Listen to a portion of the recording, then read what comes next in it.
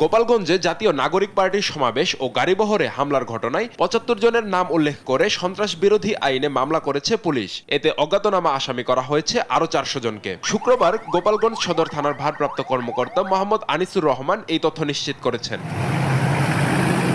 গোপালগঞ্জ জেলা জুড়ে বুধবার রাত ৮টা থেকে বৃহস্পতিবার সন্ধ্যা ৬টা পর্যন্ত কারফিউ জারি করা হয়। পরবর্তীতে বৃহস্পতিবার থেকে অনির্দিষ্টকালের জন্য কারফিউ জারি করে স্বরাষ্ট্র মন্ত্রণালয়। তবে শুক্রবার ১১টা থেকে দুপুর ২টা পর্যন্ত ৩ ঘন্টার জন্য কারফিউ শিথিল রয়েছে। যদিও আইন শৃঙ্খলা রক্ষাকারী বাহিনীর সদস্যদের টহল কার্যক্রম ছিল চোখে পড়ার মতো। এছাড়াও বিভিন্ন এলাকায় যৌথ বাহিনীর অভিযানে প্রায় ৪৫ জনকে গ্রেপ্তার করা হয়।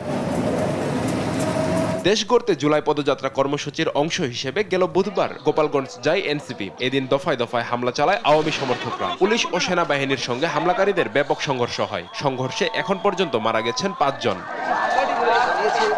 আব্দুল আল মারুফ, নিউজ ডেস্ক, দেশ টিভি।